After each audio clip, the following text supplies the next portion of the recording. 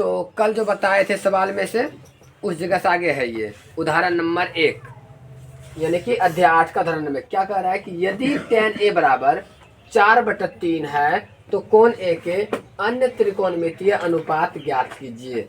यानी कि नूनू ये सवाल बोल रहा है कि आपको tan A का मान दिया हुआ है, इसी प्रकार से sin A, cos A है ना, और tan A तो दिले है, cosec A, sec A और cot A का मान निकालना है। समझ में आ गया?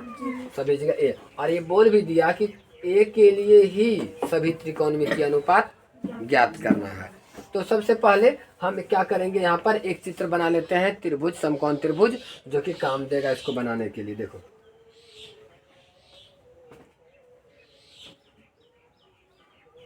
ठीक है, ये हो गया मेरा A, B और C। ठीक है, अब ABC में ये क्या क्या बोला है कि थीटा कौन सा कोण लेना है? ए कोण लेना है थीटा। ये हो गया अपना थीटा। ठीक है, और इसके हिसाब से जो दिया हुआ है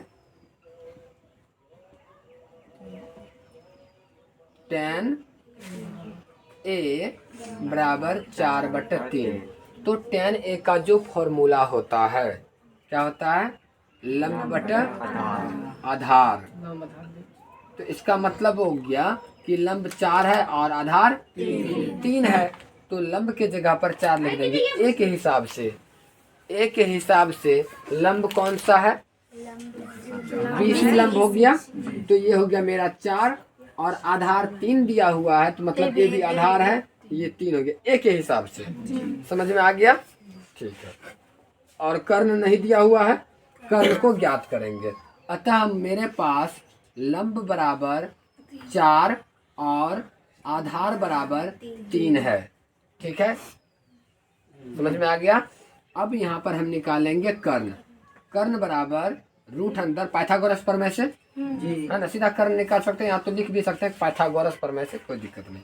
तो कर्ण बराबर रूट अंदर क्या सूत्र होता है? लंब का स्क्वायर आधार का स्क्वायर बराबर लगाएंगे, और ये रूट अंदर लंब के जगह पर 4 लिखना है, स्क्वायर जोड़ 3 का स्क्वायर बराबर रूट अंदर 16 जोड़ 9 बराबर 16, 9 को जोड़ेंगे तो कितना हो जाएगा? 25 बराबर कितना हो गया? 5।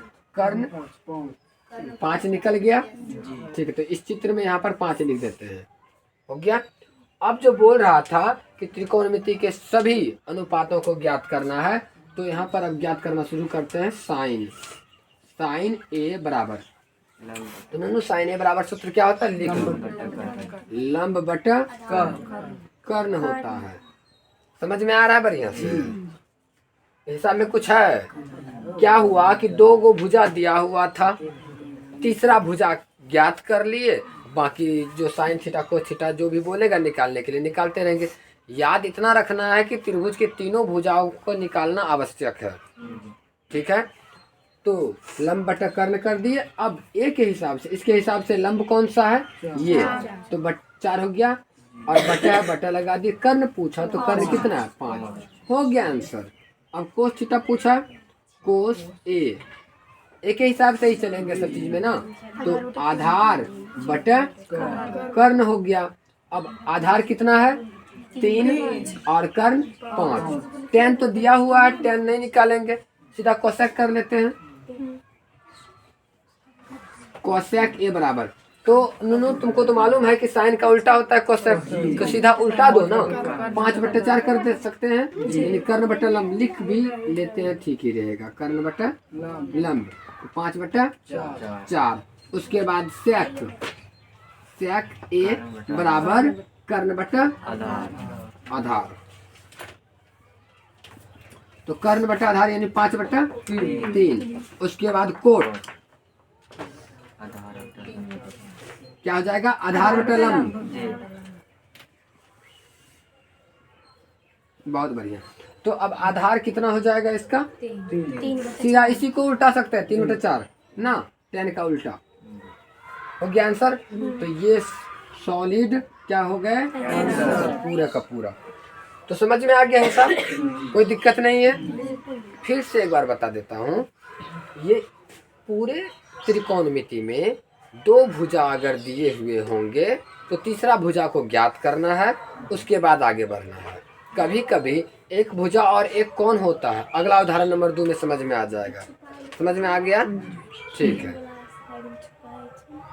उतार लो।